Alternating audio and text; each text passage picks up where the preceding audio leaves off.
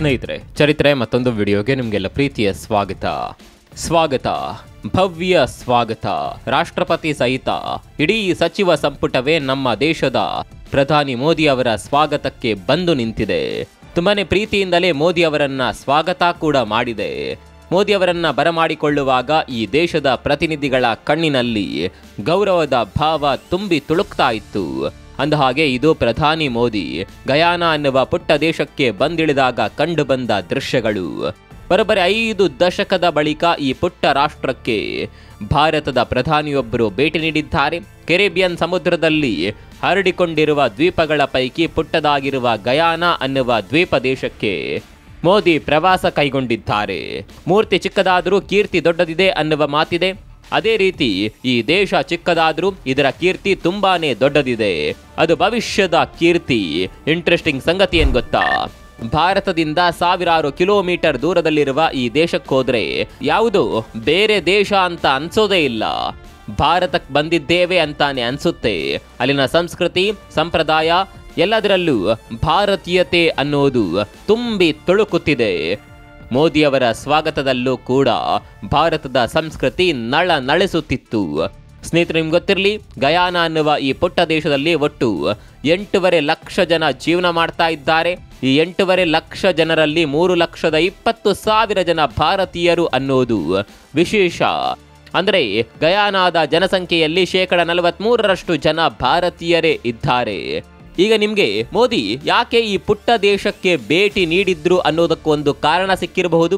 ಆದರೆ ಮೋದಿಯ ಈ ಭೇಟಿ ಹಿಂದೆ ಕೇವಲ ಇದೊಂದೇ ಉದ್ದೇಶ ಇರಲಿಲ್ಲ. ಮೋದಿಯವರ ಈ ದ್ವೀಪ ರಾಷ್ಟ್ರದ ಪ್ರವಾಸದ ಹಿಂದೆ ಮಾಸ್ಟರ್ ಪ್ಲಾನ್ ಇದೆ. ನಾವು ಆರಂಭದಲ್ಲೇ ಹೇಳಿದಂತೆ ಈ ದೇಶದ ಮೂರ್ತಿ ಚಿಕ್ಕದಾದರೂ ಕೀರ್ತಿ ತುಂಬಾನೇ ದೊಡ್ಡದಿದೆ. ಭವಿಷ್ಯದಲ್ಲಿ ಇದು ಶ್ರೀಮಂತ ದೇಶಗಳ ಸಾಲಿಗೆ ಸೇರುತ್ತೆ. ಅದಕ್ಕೆ ಕಾರಣ ಈ ದೇಶದಲ್ಲಿರುವ ತೈಲ ಭಂಡಾರ.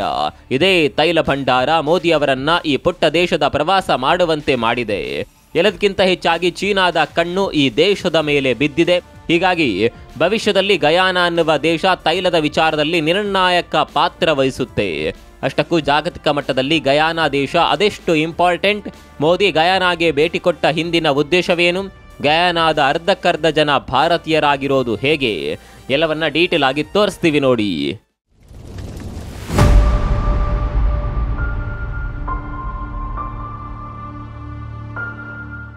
ಸ್ನೇಹಿತರೆ, ಒಂದು ಮಾತಿದೆ, ನಾವು ನಾಳೆ ಬಗ್ಗೆ ಯೋಚನೆ ಮಾಡಿದರೆ ಚೀನಾ ಮುಂದಿನ 10 ವರ್ಷದಲ್ಲಿ ಏನ್ ಮಾಡಬೇಕು ಅನ್ನೋದರ ಬಗ್ಗೆ ಯೋಚನೆ ಮಾಡ್ತಾ ಇರುತ್ತೆ. ಇದೇ ಕಾರಣಕ್ಕಾಗಿ ಚೀನಾ ಅನ್ನುವ ದೇಶ ಅಷ್ಟೊಂದು ಮುಂದುವರೆದಿರೋದು. ಈಗ ಭಾರತ ಕೂಡ ಈ ಬುದ್ಧಿಯನ್ನ ಕಲ್ತು ಬಿಟ್ಟಿದೆ. ಭಾರತ ಭವಿಷ್ಯದ ಬಗ್ಗೆ ಯೋಚನೆ ಮಾಡೋದಕ್ಕೆ ಶುರು ಮಾಡಿದೆ. ಭವಿಷ್ಯದಲ್ಲಿ ಯಾವ ದೇಶಗಳ ಜೊತೆ ರಾಜತಾಂತ್ರಿಕ ಸಂಬಂಧಗಳನ್ನು ಇಟ್ಕೊಳ್ಬೇಕು, ಯಾವ ದೇಶದ ಜೊತೆ ಕೈ ಜೋಡಿಸಿದ್ರೆ ಲಾಭ ಇದೆ ಅನ್ನುವ ಬಗ್ಗೆ ಭಾರತ ಈಗಿನಿಂದಲೇ ಯೋಚನೆ ಮಾಡ್ತಾ ಇದೆ.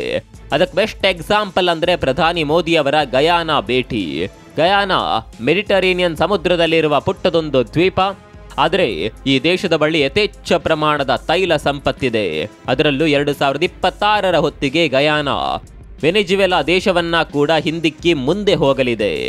ಇದೇ ತೈಲ ಸಂಪತ್ತು ಗಯಾನಾ ಅನ್ನುವ ದೇಶವನ್ನ ಶ್ರೀಮಂತ ದೇಶಗಳ ಪಟ್ಟಿಗೆ ಸೇರಿಸಲಿದೆ.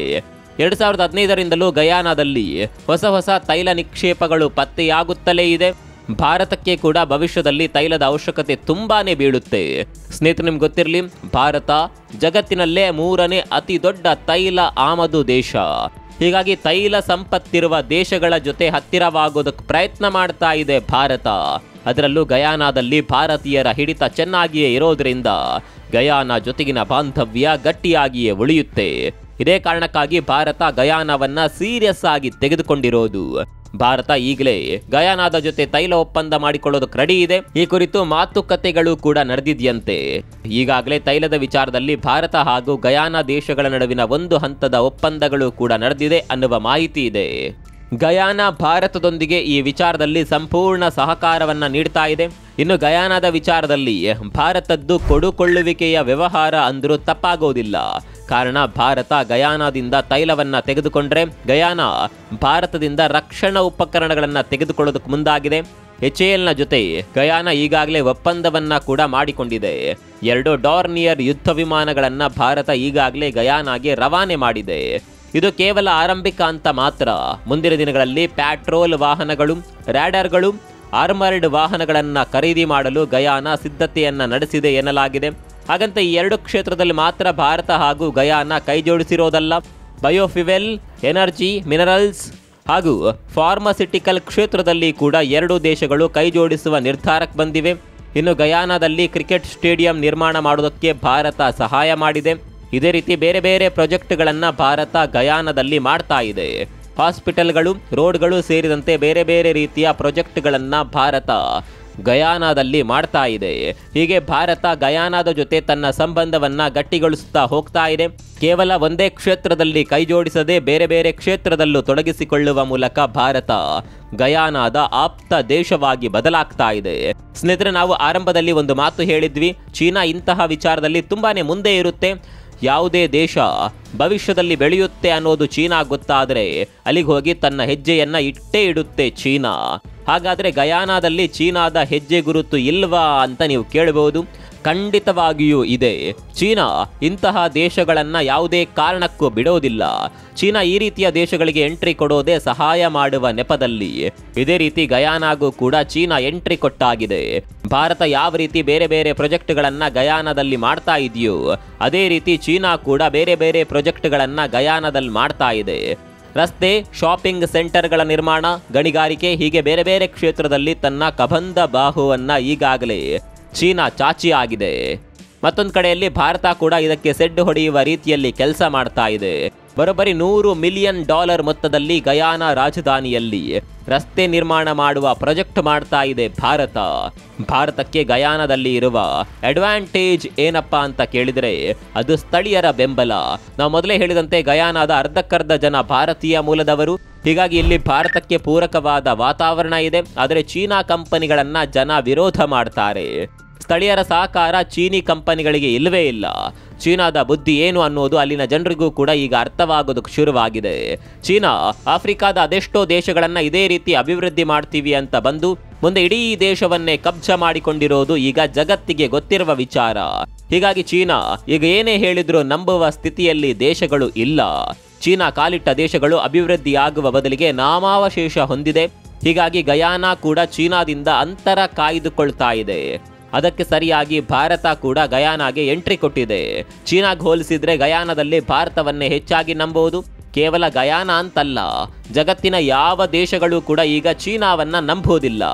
ಆಪ್ತ ದೇಶಗಳು ಕೂಡ ಚೀನಾವನ್ನ ಕೆಲವೊಂದು ವಿಚಾರದಲ್ಲಿ ದೂರ ಇಡ್ತಾವೆ. ಹೀಗೆ ಭಾರತ ಗಯಾನ ಅನ್ನುವ ಪುಟ್ಟ ದೇಶದಲ್ಲಿ ದೊಡ್ಡ ಹೆಜ್ಜೆಗಳನ್ನು ಇಡೋದಕ್ಕೆ ಶುರು ಮಾಡಿದೆ. ಮುಂದಿನ ದಿನಗಳಲ್ಲಿ ಗಯಾನ ಜೊತೆಗೆ ಭಾರತದ ಸಂಬಂಧ ಗಟ್ಟಿಯಾಗುತ್ತಾ ಹೋಗಬಹುದು. ಅದರಲ್ಲೂ ಭಾರತ ಟಾರ್ಗೆಟ್ ಮಾಡಿರೋದು ತೈಲ ಭಂಡಾರವನ್ನ. ಭವಿಷ್ಯದಲ್ಲಿ ತೈಲದ ಅಗತ್ಯ ಹೆಚ್ಚಾಗಿರೋದ್ರಿಂದ ಈ ರೀತಿ ದೇಶಗಳ ಜೊತೆ ಒಪ್ಪಂದ ಮಾಡಿಕೊಳ್ಳೋದು ಅನಿವಾರ್ಯವಾಗುತ್ತೆ. ಹೀಗಾಗಿ ಪ್ರಧಾನಿ ಮೋದಿ ಕೂಡ ಗಯಾನ ಪ್ರವಾಸ ಮಾಡಿದ್ದಾರೆ. ಗಯಾನ ಕೂಡ ತುಂಬಾನೇ ಪ್ರೀತಿಯಿಂದ ನಮ್ಮ ದೇಶದ ಪ್ರಧಾನಿಯನ್ನ ಬರಮಾಡಿಕೊಂಡಿದೆ. ಇಂಧನ, ಔಷಧ, UPI ಸೇರಿದಂತೆ ಒಟ್ಟು 10 ಒಪ್ಪಂದಗಳಿಗೆ ಗಯಾನ ಜೊತೆಗೆ ಮೋದಿ ಸಹಿ ಮಾಡಿದ್ದಾರೆ ಎನ್ನಲಾಗಿದೆ. ಅದೇನೇ ಇರಲಿ, ಭಾರತ ಭವಿಷ್ಯದ ಬಗ್ಗೆ ಇಷ್ಟೊಂದು ದೊಡ್ಡ ಮಟ್ಟದಲ್ಲಿ ಯೋಚನೆ ಮಾಡ್ತಾ ಇರೋದು ದೊಡ್ಡ ಖುಷಿಯ ವಿಚಾರ. ಈ ಬಗ್ಗೆ ನಿಮ್ಗೆ ಏನನ್ಸುತ್ತೆ ಕಾಮೆಂಟ್ ಮಾಡಿ.